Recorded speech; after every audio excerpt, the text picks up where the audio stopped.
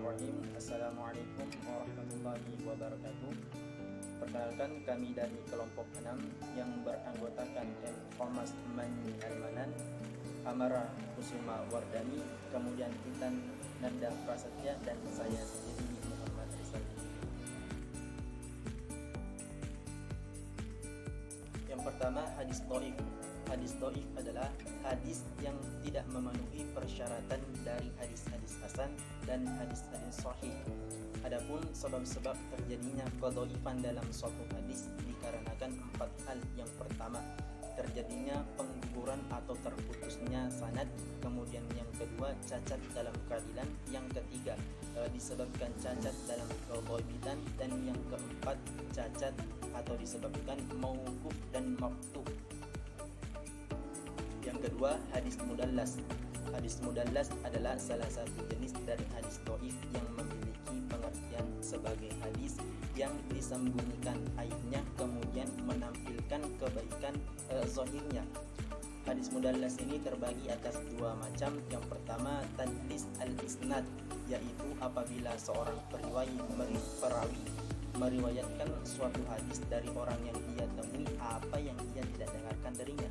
Kemudian yang kedua, tadlis asysyukyu, yaitu seorang perawi meriwayatkan suatu hadis dari seorang guru yang ia temui dan ia dengarkan darinya suatu hadis, kemudian ia beri nama lain atau nama panggilan yang tidak dikenal supaya tidak dikenal. Adapun sebab-sebab mudallas atau tadlis dalam suatu hadis, yang pertama, kelemahan seorang syekh. Kemudian yang kedua, wafatnya syekh yang belakangan sehingga memungkinkan ia bersama dalam mendengar hadis padahal tidak demikian. Dan yang ketiga, karena ia lebih muda daripada yang meriwayatkan daripadanya. Dan yang keempat, banyak periwayatnya sehingga tidak suka menyebut semua periwayatnya. Bismillahirrahmanirrahim. Assalamualaikum warahmatullahi wabarakatuh. Saya Muhammad Komnas Mani Almanan dari kelompok 6 Ulumul Hadis akan menerangkan tentang hadis munkar. Hadis munkar ialah sebuah hadis yang diriwayatkan oleh perawi yang sangat lupa, sangat sering melakukan kekeliruan, terlihat suka berbuat maksiat atau susah dipercaya bila sebuah hadis diriwayatkan dari jalurnya saja.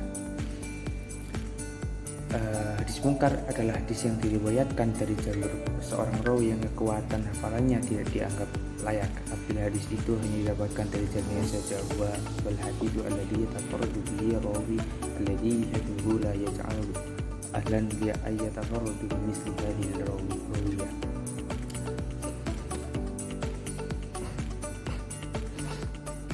Selanjutnya, pengertian yang kedua yaitu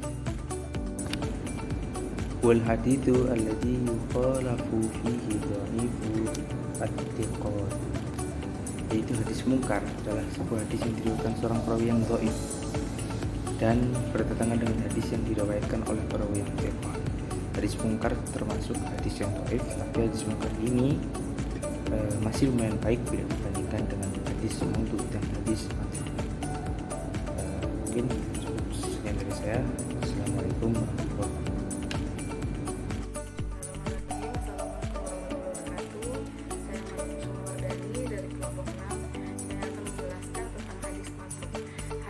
Dalam bahasa yaitu dibuang atau ditinggalkan. Istilah adalah hadis yang di dalam sanadnya terdapat seorang perawi atau dituduh berdusta. Hadis matruk adalah hadis yang para perawinya secara individu melakukan kebohongan agar hadis itu bertentangan dengan kaidah-kaidah yang telah diketahui dan tidaklah diriwayatkan kecuali berasal dari dirinya rawi itu sendiri. Hadis dinilai matruk itu ada 4, yaitu yang pertama, rawi itu dikenal seorang yang suka berdusta di kalangan masyarakatnya meskipun kebohongan itu tidak tampak di dalam riwayat-riwayatnya. Yang kedua, rawinya diduga sering melakukan kesalahan. Yang ketiga, rawinya diduga sering lupa. Yang keempat, rawinya diduga sering melakukan perbuatan fasik meskipun ia meriwayatkan hadis dengan tanpa adanya kebohongan.